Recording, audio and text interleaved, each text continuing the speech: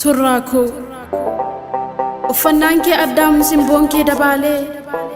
bareenni fuula kees daran natti caale kan si hawwu qabee sin arguum karaarraa bareenni si qofaam addunyaa kanarraa bubbee fi kosiiwwan bifa keen balleessu aduuf roobni caamees gita keen xiqqeessu ardiif samiin kunuu waliin qabee saasaa dhoksaa miidhaga kee gad qabee asaasa yaa isa danda'aa obsi kees bayeessaa michuu si godhadhuu naaf ta'uu dandeessaa yaa tokkicha hundaa ilmaadha warqiidhaa moo sin madaaluu laata abbaan kee mootiidha anoo tutturee raamsituun beeku malee ergan si mil'achuuf bahee karaa bulee tuttureera dhugaa falmituu kee ta'een deddeema si duuba iddoon ejjannaa kee humaan qabu huuba ol utaalanii kaasanii awwaaraa yoo hamaa kee faarsan garaatu na aaraa kolfa kee gammadeen lugamtoota jibbaa hankoo si godhachuuf baay'een dhabee dhibba atoo naaf hin beektu onnee koo warraaqxee takkammoo watwaatte si dhabdee hollatteem na harkatti laafte dhugaa baattoo taateen baattoo ba'aa gaaffii iddoof galma dhabdee galma aara galfii cinqii saniin dhahannaasaa gubaa laphee dafqisiisaa qufaa qakkee bishaan dhugeen qabbaneessu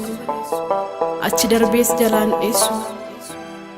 diraa hin mallee fi rarraate akkasuufi onneen siin dheebotte anaan kuffisuufi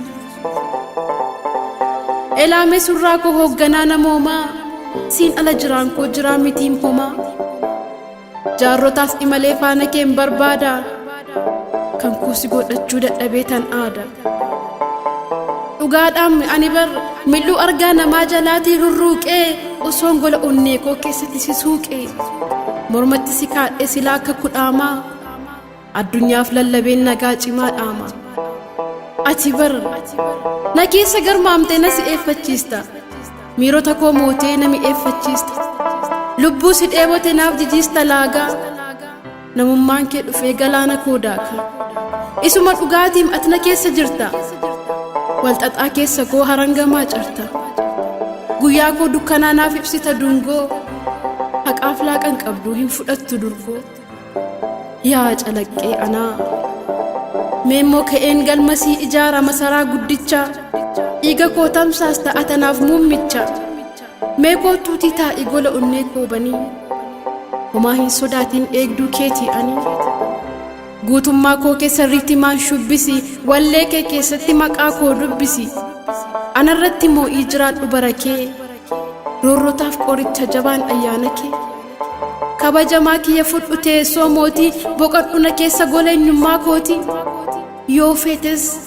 lapheettan si baadha lubbuu kootti aansee nan si moosifadha diinota kee aarsee yoo feetes of kennee ansii wareegama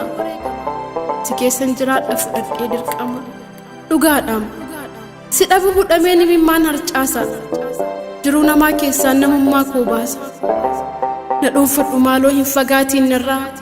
walumaan jiraannee lakkoofsisna jaarraa hooliin kee anarraa haa urgaa'u fiiqqisee natti haa waamamu maqaan kee si dhiise simboon kee anarraa haa laalamu halaalaa ani siif gabroomee haa ta'u wallaalaa kafana kan keetiin qullaa koo haa dhoksu ana wallachiisee miirri kee naa moksu dhiiga koo dhiiga keen makii na qixeessi addunyaa keen fedhaam achitti na geessi namummaa koo huruursi fedhii kan koo biti wala jaalala kee na fudhadhuu lixi sanyii kee naa kenni garaa kottammaadha firii kee daheetan addunyaadhaaf laadha huursee haa odeessu ormiif warri ollaa ani siin argadhee du'ee seenu boolla albuudan qabaan na jijjiirraa maallaqaa taatee erga uumamtee ati ilmoo waaqaa egeree si kaadheen nyaadhee bahaa sugaa bara jireenya koo naaf qajeelchi dhugaa